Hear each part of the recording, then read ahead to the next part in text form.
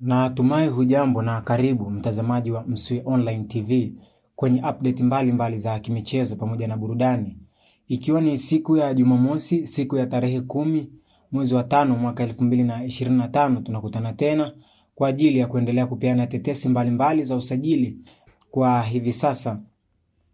Lakini kwa wewe ambaye ndio kwanza unafuatilia YouTube channel yetu ya Msuya Online TV, basi usisahau kubonyeza alama ya subscribe na kuwasha alama ya notification ili kuwa wa kwanza kupata video zetu. Kwa wewe ambaye ndio kwanza unatufuatilia, basi usisahau kusubscribe channel yetu ya Msuya Online TV ili uwe wa kwanza kupata update mbalimbali za kimichezo pamoja na tetesi za usajili kutoka hapa nchini Tanzania.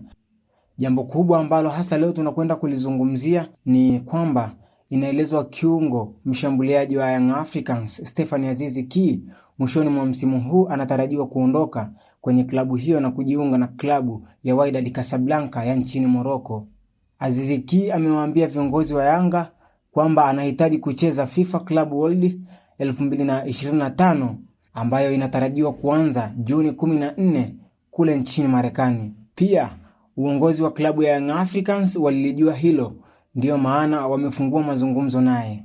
Vilabu vya Wydad Casablanca pamoja na Kaizer Chiefs vimeshaanza kuulizia saini ya Stephane Aziz Ki kuelekea msimu ujao, lakini kwa upande wa management ya mchezaji huyo inawapa nafasi klabu yake ya sasa kuweza kumalizana naye kama wanamhitaji kuendelea naye. Stephane Aziz Ki alijiunga na klabu ya Young Africans akitokea katika klabu ya ASEC Mimosas ya nchini Ivory Coast. Awali alisaini mkataba wa miaka 2 ambayo ulitarajiwa kumalizika mwishoni mwa msimu wa mwaka 2023-2024. Hata hivyo, mnamo Julai 24 Aziz Ki alisaini mkataba mpya wa miaka 2 ndani ya kikosi cha Young Africans ambako utaenda mpaka mwishoni mwa mwaka 2025-2026. Aziz Ki amekuwa ni mchezaji muhimu ndani ya kikosi cha kwanza cha msimu wa mwaka 2023-2024.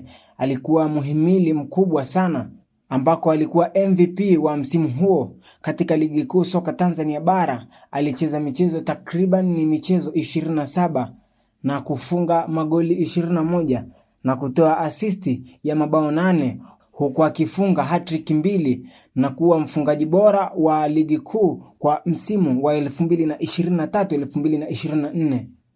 Pia Aziz Ki amekuwa na mchango mkubwa sana kwenye mashindano ya kimataifa, akifika fainali ya kombe la shirikisho barani Afrika dhidi ya klabu ya Usma ya nchini Algeria na kuondolewa kwenye hatua hiyo.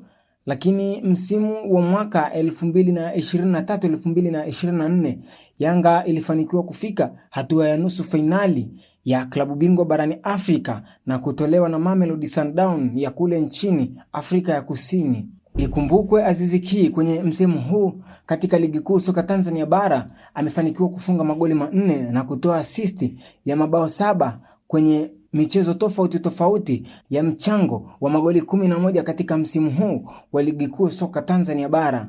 Pia mchezaji huyo amesaidia klabu ya Young Africans kuchukua taji la muungano kule visiwani Zanzibar. Je, unafikiri kuondoka kwa Stephane Aziz Ki kwenye kikosi cha Yanga kunaweza kukaleta athari gani? Lakini pia unafikiri ni mchezaji gani ambaye Yanga wanaweza wakamchukua ambaye anaweza kuziba nafasi ya Stephane Aziz Ki ndani ya kikosi hicho?